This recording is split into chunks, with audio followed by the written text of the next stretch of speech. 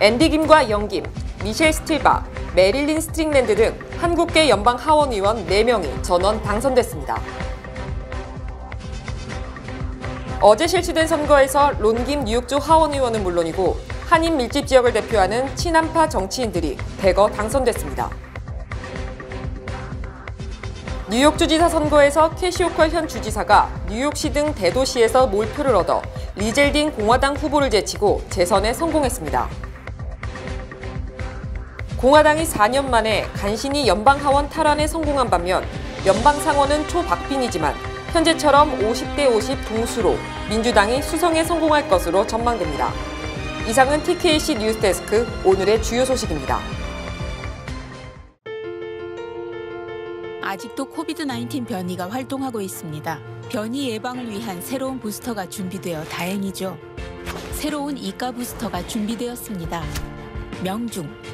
5세 이상의 모든 주민은 지금 부스터를 접종해야 합니다. 더 자세한 정보는 nyc.gov/vaccinefinder 또는 877829-4692로 전화 주십시오.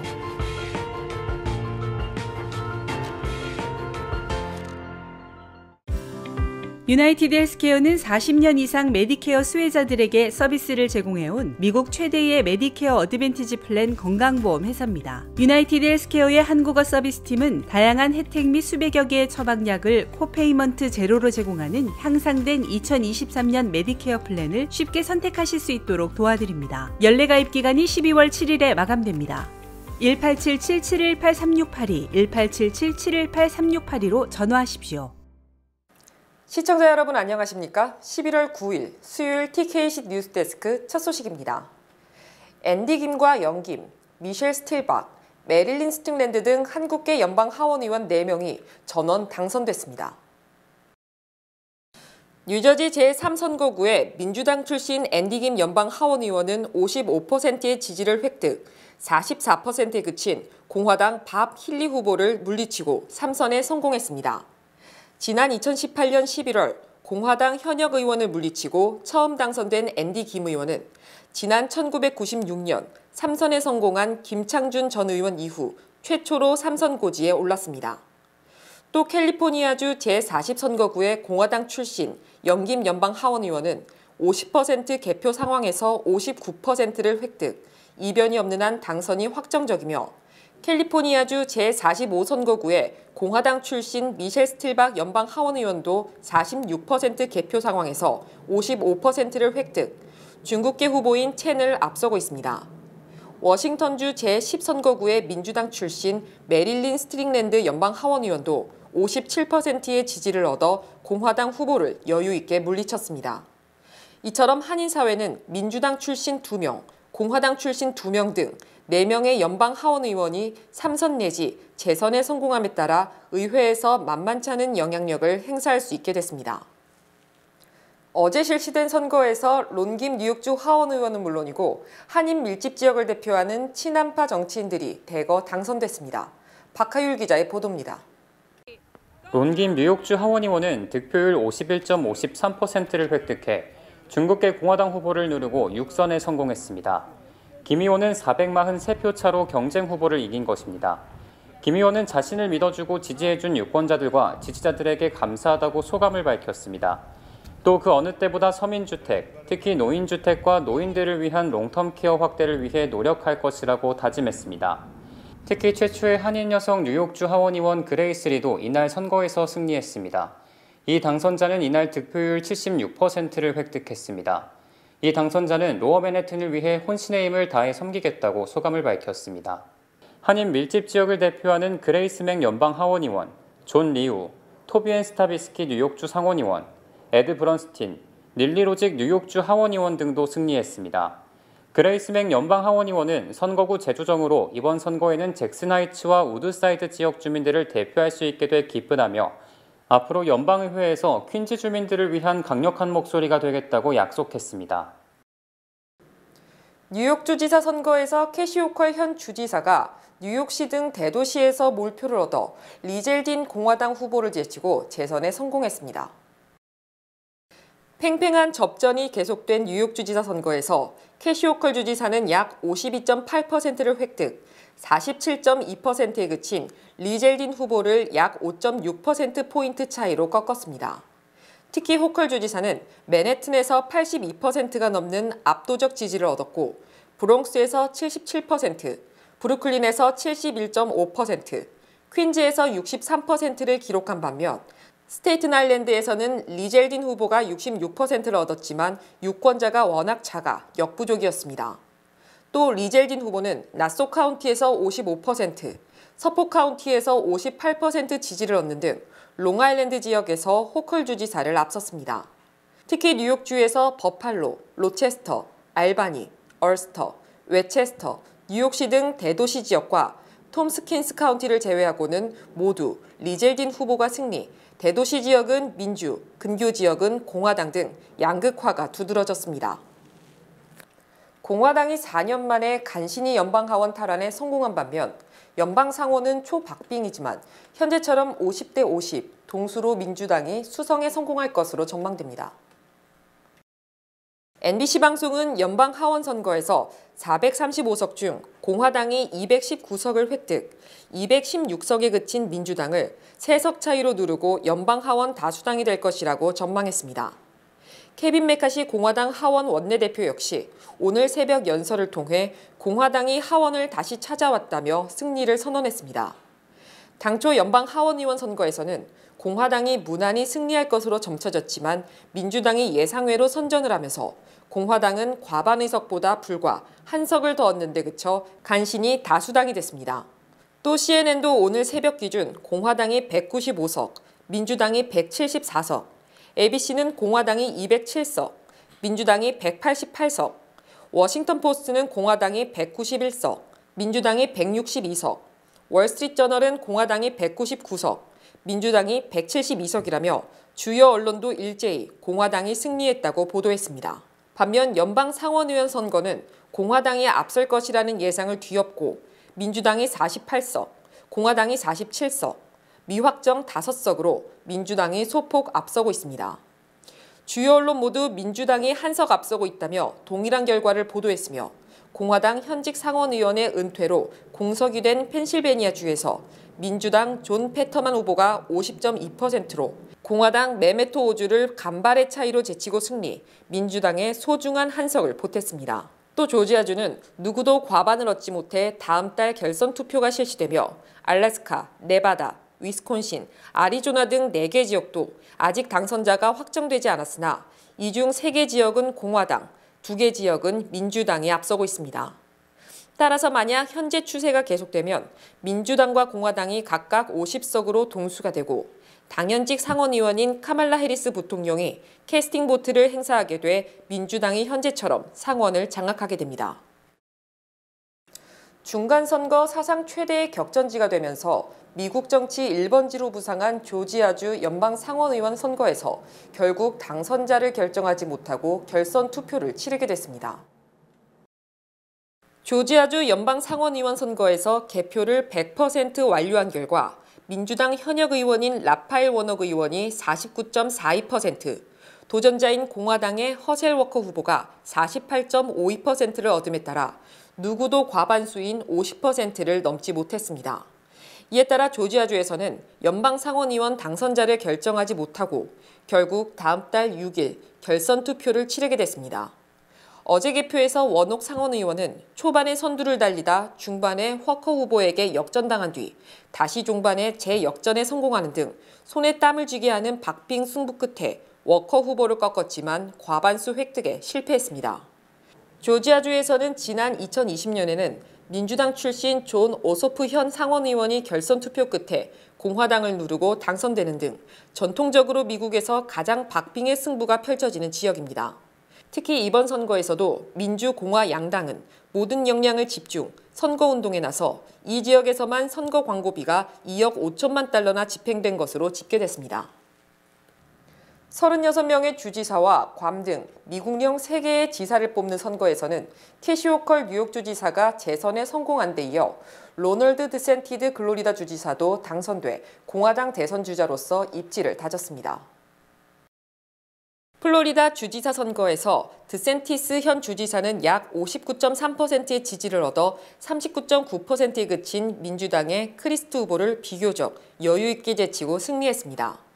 공화당의 잠룡으로 불리는 드샌티스 주지사가 재선에 성공함에 따라 트럼프 전 대통령과 대적할 수 있는 공화당 대선 주자로서 입지를 굳혔다는 평가를 받고 있습니다. 또 한국의 사위로 알려진 레리 호건 주지사의 연임 제안으로 주지사를 새로 뽑은 메릴랜드주에서는 흑인 후보인 민주당 워스무어 후보가 59.8%의 지지를 얻어 당선돼 메릴랜드 최초의 흑인 주지사가 됐습니다. 특히 메릴랜드주는 공화당이 주지사직을 차지하던 지역이어서 민주당으로서는 수도권에서 소중한 승리를 거둔 셈입니다. 또 조지아주에서는 공화당 소속 브라이언 캠프 현 주지사가 53.4%의 지지를 얻어 당선의 영광을 안았으며 커네티컷주의 라몬트 현 주지사가 당선됐습니다. 특히 매사추세츠주에서는 민주당 마우라 힐리 검찰총장이 당선되면서 민주당 주지사가 한 곳 더 늘어났고 최초의 여성 주지사이며 최초의 레즈비언 주지사가 됐습니다. 또 미국 공직자 중 최고 갑부로 꼽히는 하얏트 호텔 일가인 민주당 소속 프리츠커 일리노이 현 주지사도 재선에 성공했습니다. 뉴욕시가 한동안 논란이 됐던 공립교 교육 예산 삭감을 철회하기로 결정했습니다. 지난 7일 시교육국은 약 2억 달러를 줄일 예정이었던 공립교 교육 예산을 원래대로 되돌린다고 발표했습니다.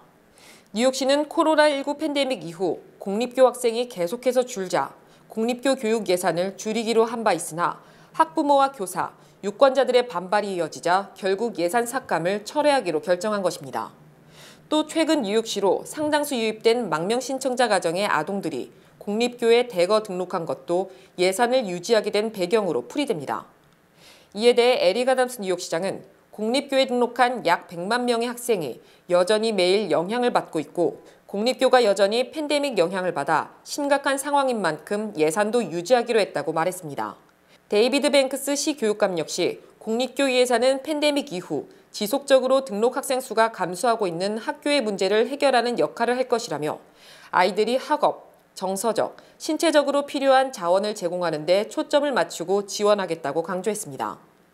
교육국은 이날 공립교 교육 예산 삭감을 철회하기로 한 것 외에도 망명 신청자 가정의 새로운 학생들을 위한 지원금과 재정적 어려움을 겪는 학교 지원금 등을 지원하기로 했습니다.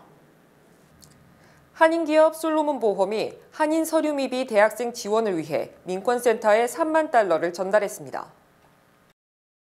한인기업 솔로몬 보험이 한인 서류 미비 대학생 지원을 위해 3만 달러를 전달했으며 이에 따라 솔로몬 보험과 민권센터는 장학생 3명을 선정해 학비 10,000달러씩을 지급할 예정입니다. 민권센터는 신청 자격이 되는 지원자들로부터 지난 7일 신청 및 문의를 받기 시작했으며 내부 선발 기준에 맞춰 장학생을 선발할 예정입니다. 신청 자격 조건으로는 현재 뉴욕 또는 뉴저지에 거주하며 대학교에 재학 중인 서류 미비 학생이어야 하며 경제적 어려움으로 학비 납부가 어려운 상황을 입증할 수 있어야 합니다.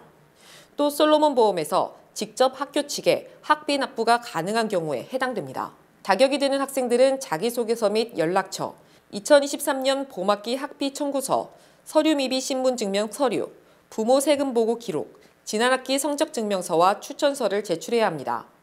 신청 접수는 12월 5일까지 이어지며 민권센터 이메일을 통해 가능합니다. 이후 민권센터와 솔로몬 보험이 공동심사 후 인터뷰 대상자를 추리게 되며 인터뷰를 통과한 장학생은 12월 19일 발표되며 이날 수여식도 함께 개최될 예정입니다. 코넬 대학교가 학생들로부터 파티 중 발생한 마약성 음료 및 성폭행 등에 잇따른 범죄 신고를 받으면서 결국 프랩 파티를 중단하기로 결정했습니다. 코넬 대학교는 지난 월요일 학생들이 마약성 음료를 마셨다는 신고와 함께 또 한 학생이 캠퍼스 밖에서 성폭행을 당했다는 신고를 받고 프랩 파티 개최를 중단시키기로 결정했습니다. 교내 프레터니티 협의회는 일요일 비상회의를 열고 프랩 파티 및 다른 사교 행사 개최를 자발적으로 중지하기로 결정했다고 월요일 마사이 폴락 총장은 성명을 통해 전했습니다. 코넬대 경찰은 지난 금요일 9월 24일부터 11월 3일까지 학생들이 파티에 참석해 술을 많이 마시지 않았음에도 무기력해지는 증상을 보였다며 최소 4건의 마약성 음료 사건이 있었다고 설명하고 범죄 경보를 발령했습니다. 하지만 지난 일요일 새벽 4시 45분경 한 학생이 학교 밖에서 개최된 파티에 참석해 성폭행을 당했다고 또다시 경찰에 신고하면서 두 번째 범죄 경보를 발령했고 해당 사건에 대해서는 이타카 경찰서에서 수사 중이라고 코넬대 경찰은 밝혔습니다. 이에 대해 교내 프랩파티 운영기구 및 학교 관계자는 더욱 안전한 파티를 개최할 수 있을 때까지 시간을 가질 것이라며 그때까지 그 어떤 파티 및 행사도 개최하지 않을 것이라고 전했습니다. 중국이 미국 항공모함까지 공격할 수 있는 극초음속 미사일을 공개했습니다. 타이완 문제로 부딪히고 있는 미국을 겨냥한 경고 메시지로 풀이됩니다. 이 내용은 베이징에서 정영태 특파원이 전해드립니다. 중국 광둥성 주하이에서 열린 에어쇼. 중국군 장거리 폭격기 날개 밑에 달린 대형 미사일 2발이 이목을 끌었습니다. 극초음속 미사일 YG-21의 수출형으로 추정되는데 실제 폭격기 탑재 모습 공개는 처음입니다. 空军下面也拥有了这种高超音速导弹以及相应的弹道导弹。 사거리 2,000km, 속도 마하 12 이상인 러시아 극초음속 미사일 킨잘의 성능을 뛰어넘을 것으로 분석됩니다. 극초음속 미사일은 미 해군 방어망을 뚫을 수 있어 항공모함 킬러로도 불립니다.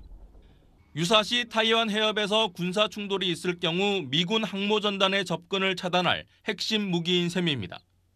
미국의 여전히 열세인 공군력을 보강할 신형 스텔스 무인기도 공개됐습니다. 공대공 미사일 8개를 탑재할 수 있고 유인 전투기보다 가격도 저렴해 앞으로 공중전의 판도를 바꿀 전망입니다. 중국 관영 매체들은 이번 에어쇼가 타이완 독립주의자들과 외세의 경고장을 날린 거라고 자평했습니다. 지난 8월 중국군의 타이완 봉쇄 무력 시위에 동원됐던 공군기들도 대거 등장했고 타이완 상륙작전에 투입될 수 있는 육군 헬기도 선을 보였습니다. 에어쇼 개막과 같은 날 시진핑 주석은 군복을 입고 군 작전 지휘부를 시찰했습니다. 시 주석은 대외 안보 정세가 불안정하다며 군사훈련과 전투 준비에 모든 역량을 집중하라고 주문했습니다. 베이징에서 SBS 정영태입니다. 주요 단신 전해드립니다. 어제 실시된 하와이주 주지사 선거에서 민주당 부지사로 출마한 한국계 실비아 장룩 후보가 당선됨으로써 미주 한인 이민 120년 역사상 처음으로 한인 부지사가 탄생했습니다. 추첨이 연기되는 우여곡절 끝에 어제 오전 파워볼 추첨이 실시됐으며 로스앤젤레스의 한 주유소에서 20억 4천만 달러의 잭팟 복권이 팔린 것으로 확인됐습니다. 북한 전문 매체 38노스가 북한 영변 인근 위성 사실을 분석한 결과 북한이 핵탄두 원료 물질을 계속 생산하는 등 지속적인 활동 정황이 포착됐다고 밝혔습니다. 2022에서 2023학년도 뉴욕시 공립학교 재학생이 90만 3천 명으로 1년 전보다 1.8% 감소한 것으로 집계됐습니다. 연방중소기업청이 내년 9월 30일까지 50만 달러 이하의 SBA 론에 대해 통상대출액의 3% 수준인 수수료를 면제해주기로 했습니다. 테슬라 주가가 200달러 이하로 곤두박질 치는 가운데 일론 머스크 테슬라 최고 경영자가 트위터 인수 직후 테슬라 주식 1,950만 주, 약 40억 달러어치를 매각한 것으로 확인됐습니다. 중국 건설 회사 그린랜드가 LA 다운타운에 신축한 59층짜리 콘도가 LA 시의원 뇌물수수 사건에 휘말린 데 이어 건설비의 70%에도 못 미치는 5억 400만 달러 헐값에 매각됐습니다. 지난 7일 새벽 2시쯤 퀸즈 자메이카 인근 베닉 익스프레스웨이에서 승용차가 가드레일과 충돌, 46세 운전자가 현장에서 즉사했습니다. 이상으로 11월 9일 수요일 TKC 뉴스데스크 마치겠습니다. 시청해주신 여러분 고맙습니다.